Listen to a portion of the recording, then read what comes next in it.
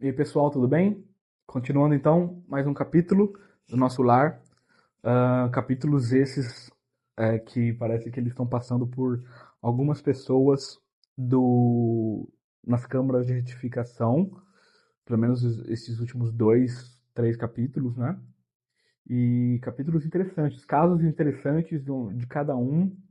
E o penúltimo foi do Francisco, que ele estava se vendo, né? E o último foi de uma filha que foi ver o pai e o pai ele foi morto pelo filho médico que fez uma eutanásia nele para poder ganhar a herança logo e toda a família também só pensava no dinheiro dele, não sei o que, uma loucura. Bom, continuando, estamos no capítulo 31. Vampiro, o nome do capítulo, vamos lá. Ah, Eram 21 horas, 9 horas da noite. Ainda não havíamos descansado senão em momentos de palestra rápida. Necessária solução de problemas espirituais. Aqui, um doente pedia alívio, ali outro necessitava passes de reconforto. Quando fomos atender a dois enfermos, no pavilhão 11, escutei gritaria próxima. Fiz instintivo movimento de aproximação, mas Narcisa deteve-me atenciosa. Não prossiga, disse. Localizam-se ali os desequilibrados do sexo. O quadro seria extremamente doloroso para seus olhos, guarde essa emoção para mais tarde. Não insisti. Entretanto, fervilhavam-me no cérebro mil interrogações. Abrira-se um mundo novo à minha pesquisa intelectual. Era indispensável recordar o conselho da genitora de Lísias a cada momento, para não me desviar da obrigação justa. O conselho da genitora é de que qualquer situação faça alguma coisa, né? Não fique só olhando, né? Mas vamos lá. Logo após as 21 horas, chegou alguém dos fundos do enorme parque. Era um homenzinho de semblante singular, evidenciando a condição de trabalhador humilde. Narcisa recebeu-o com gentileza, perguntando: Que há, Justino? Né? O que foi, Justino? Qual é a sua mensagem? O operário que integrava o corpo de sentinelas das câmaras de retificação respondeu aflito: Venho participar que uma infeliz mulher está pedindo socorro no grande portão que dá para os campos de cultura. Creio tenha passado despercebido aos vigilantes das primeiras linhas. E por que não a atendeu? Interrogou a enfermeira. O servidor fez um gesto de escrúpulo e explicou. Segundo as ordens que nos regem, não pude fazê-lo porque a pobrezinha está rodeada de pontos negros. Que me diz? Revidou Narcisa assustada. Sim, senhora. Então o caso é muito grave. Rodeado de pontos negros, vamos ver. Curioso, cheguei à enfermeira através do campo enluarado. Era noite, né? A distância não era pequena. Lado a lado via-se o arvoredo tranquilo do parque muito extenso, agitado pelo vento caricioso. Havíamos percorrido mais de 1 quilômetro quando atingimos a grande cancela a que se referira o trabalhador. Deparou-se-nos, então, a miserável figura da mulher que implorava socorro do outro lado. Nada vi senão o vulto da infeliz, coberta de andrajos, rosto horrendo e pernas em chaga viva. Andrajos. Trapo velho. Terno velho esparrapado. Então nada vi senão um vulto da infeliz coberta de andrajos, rosto horrendo e pernas em chaga viva. Mas Narcisa pareceu divisar outros detalhes imperceptíveis ao meu olhar, dado o assombro que estampou na fisionomia ordinariamente calma. Filhos de Deus, bradou a mendiga ao avistar-nos. Dai-me abrigo à alma cansada. Onde está o paraíso dos eleitos para que eu possa fruir a paz desejada? Aquela voz lamuriosa sensibilizava meu coração.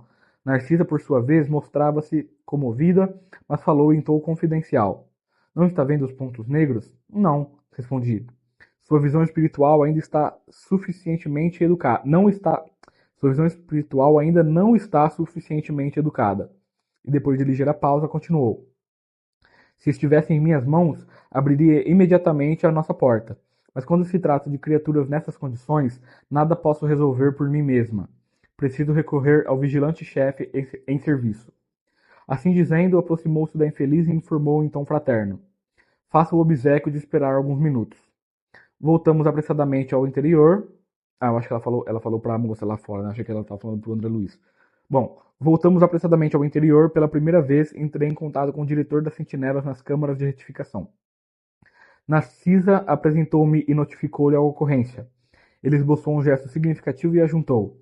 Fez muito bem, comunicando-me o fato. Vamos até lá.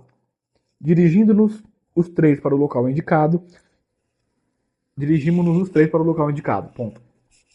Chegados à cancela, o irmão Paulo, orientador dos vigilantes, examinou atentamente a recém-chegada do umbral e disse: Esta mulher, por enquanto, não pode receber nosso socorro. Trata-se de um dos mais fortes vampiros que tenho visto até hoje. É preciso entregá-la à própria sorte. Nossa.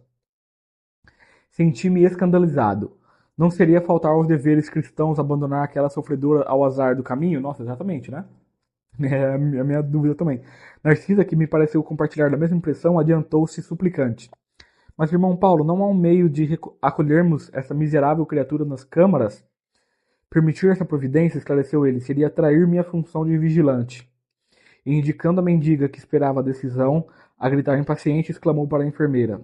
Já notou, Narcisa, alguma coisa além dos pontos negros? Agora era minha instrutora de serviço que respondia negativamente. Pois vejo mais, respondeu o vigilante-chefe. Baixando o tom de voz, recomendou. Conte as manchas pretas. Narcisa fixou o olhar na infeliz e respondeu após alguns instantes. 58. O irmão Paulo, com paciência dos que sabem esclarecer com amor, explicou. Esses pontos escuros representam 58 crianças assassinadas ao nascerem. Em cada mancha vejo a imagem mental de uma criancinha aniquilada, umas por golpes esmagadores, outras por asfixia. Caralho.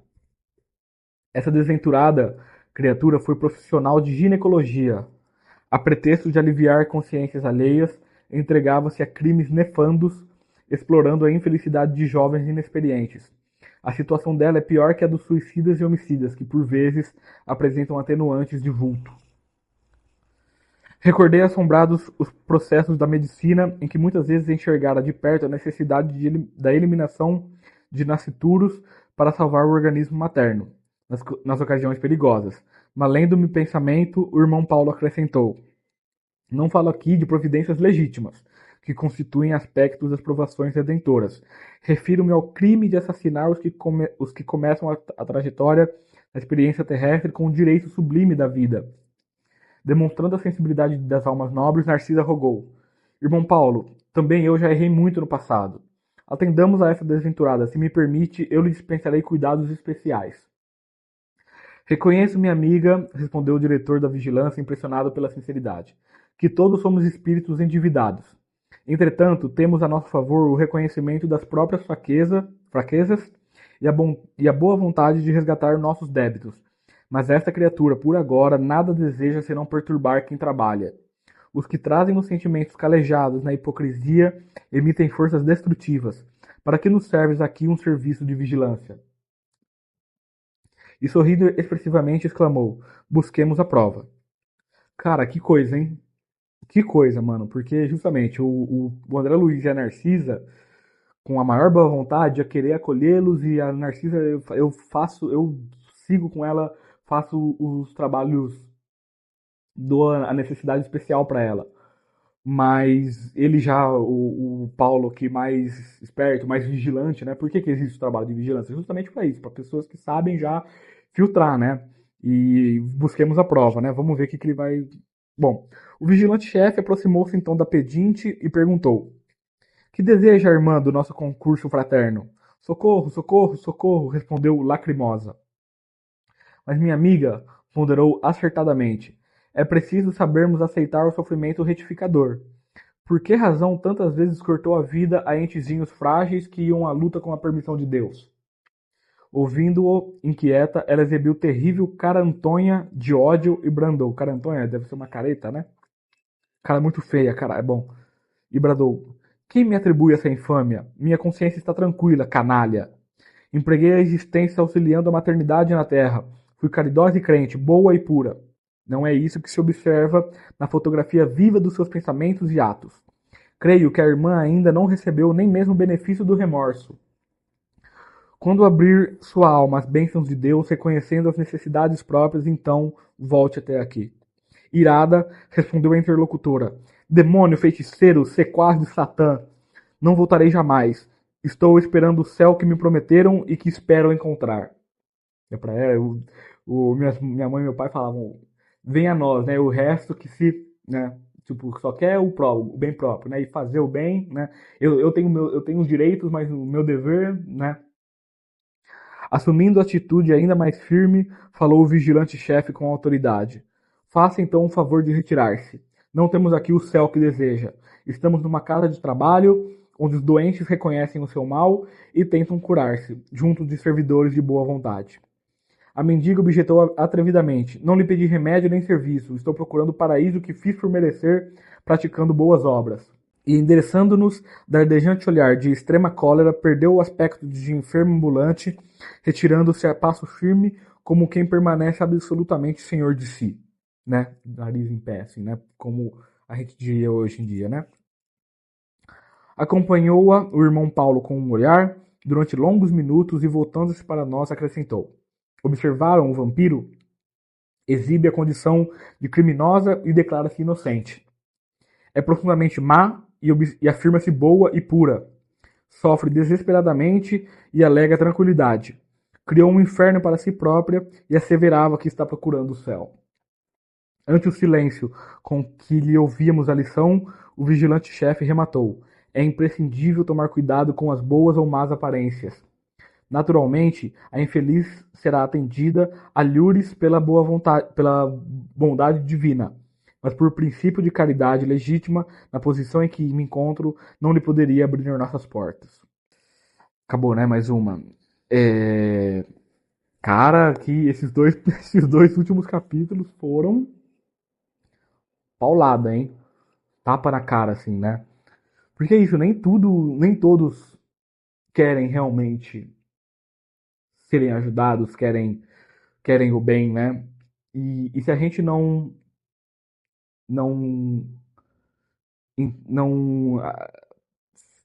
não treina o nosso olhar para isso, lá o olhar espiritual já, né? Que realmente eu imagino que seja alguma coisa extrafísica, assim, né?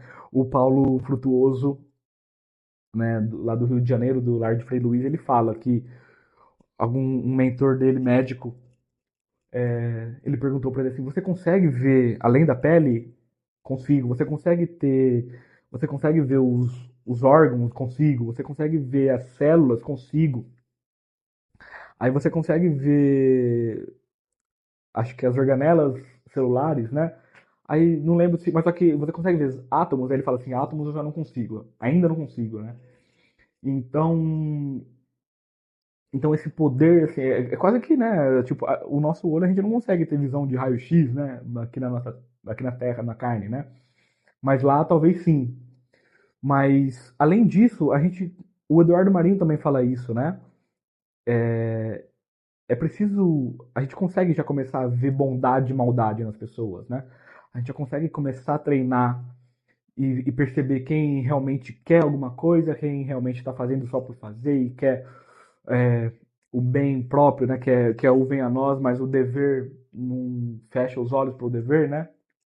Então é preciso a gente também perceber isso já na carne, né? E do lado de lá ainda mais, né?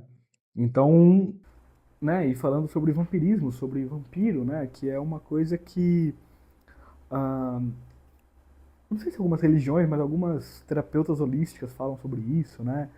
É, então, foi muito interessante, né? Tipo, e o termo o uso o uso do termo vampiro, né? Vampirismo, eu achei muito interessante, né? Que é uma coisa que às vezes eu acho isso muito louco, é uma coisa que está tanto no nosso subconsciente,